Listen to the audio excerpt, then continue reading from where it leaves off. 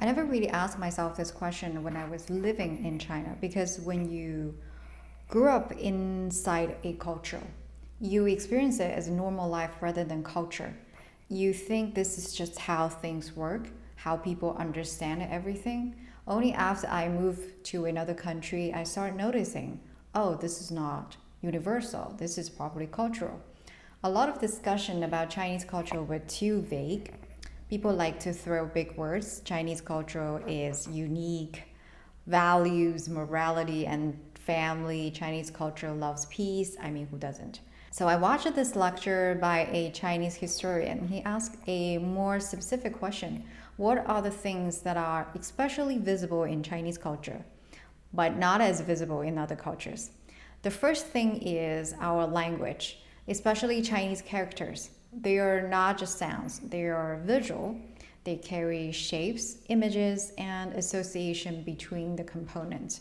A lot of Chinese characters still have some connections with their original visual form. For example, the words like sun, moon, water, they all started from a way of visually describing the world. If you are bilingual, you would notice that language can really shape how you think. Chinese can be very intuitive. You see the character, you feel the meaning, but it can also make people heavily rely on feelings and associations. Sometimes we don't tend to define things very precisely. It is a language where implications really matters. Chinese people don't always say things directly. We would expect you to understand what is not said. English people would say, can you be more specific? In Chinese, being too specific can sometimes sound cold, rude, or unnecessary. A lot of meaning lives between the lines. We often expecting people to read context, read emotion, and read silence as well.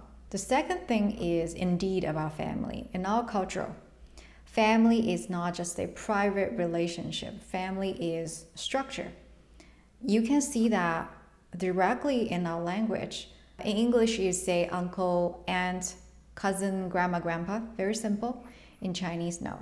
We needed to know exactly which side of the family this person comes from, whether they're older or younger, male or female, paternal or maternal. Your father's older brother and a younger brother are not the same word.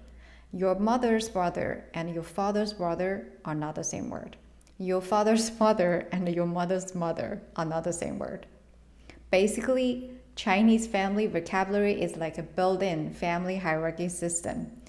Before you even speak, the language already asks you, where is this person located in the family order? There are two important principles behind this. There's a difference between inside and outside, and there is an order between higher and lower, older and younger.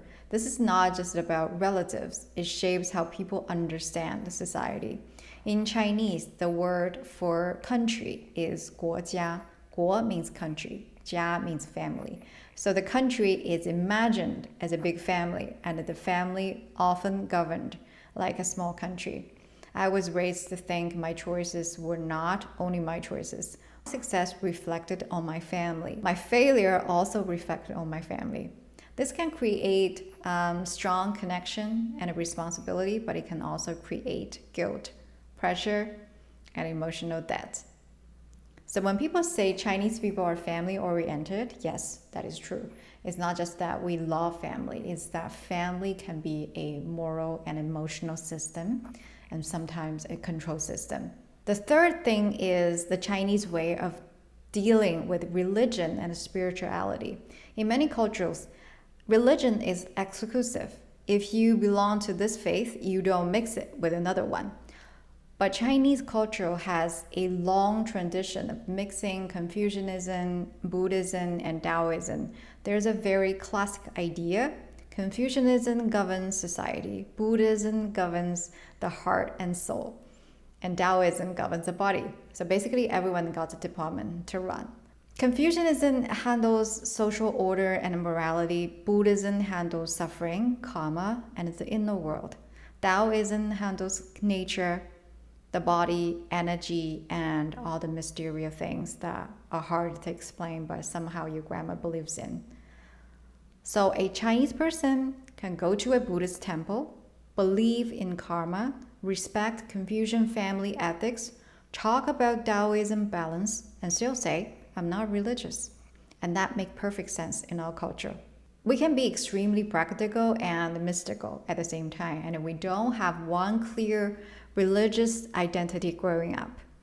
The fourth thing is the Chinese way of understanding the human body. In modern Western medicine, the body is often explained through biology and chemistry, but the body I grew up with was also a body of balance, hot and cold, yin and yang, qi and blood. For example, many Chinese people don't usually ask how many calories are in this food. We ask, is this food too cold for my body?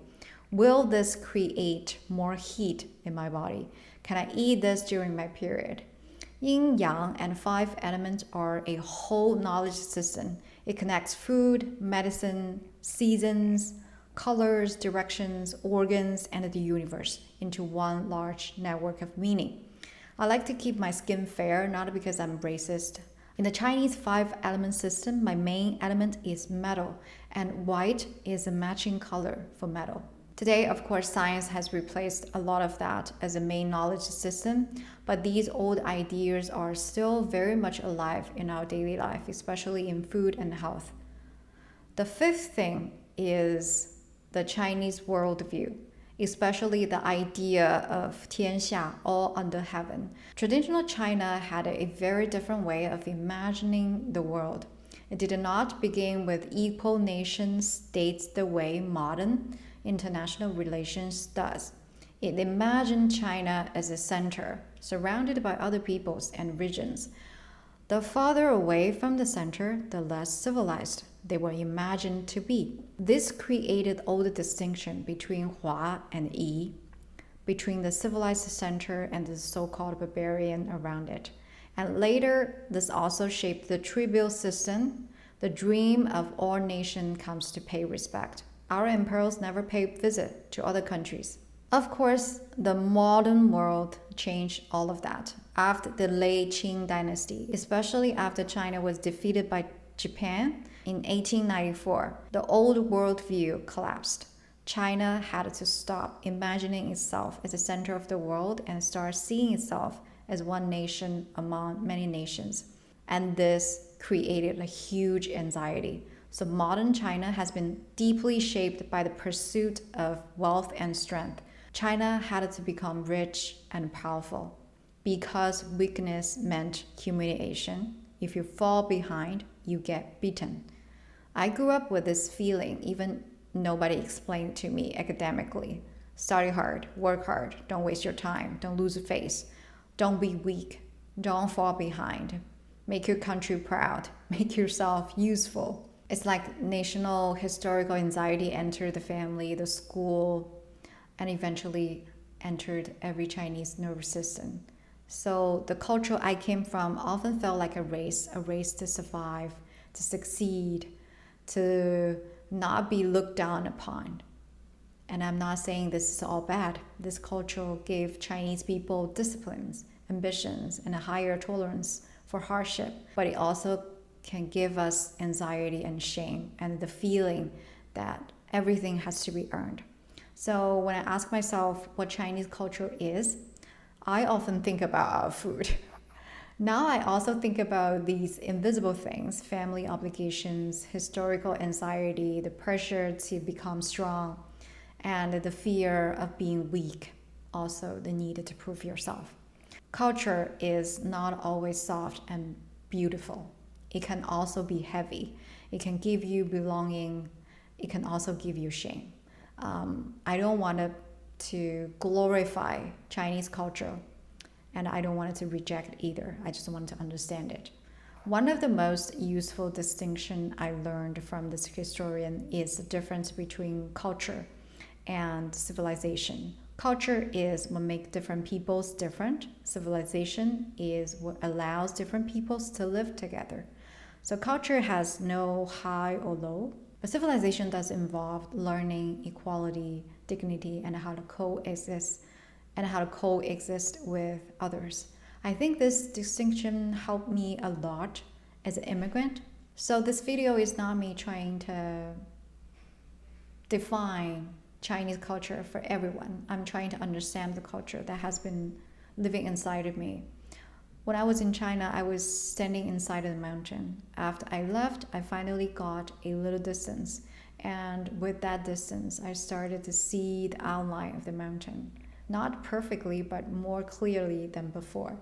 So, and maybe that is one of the strange gifts of immigration.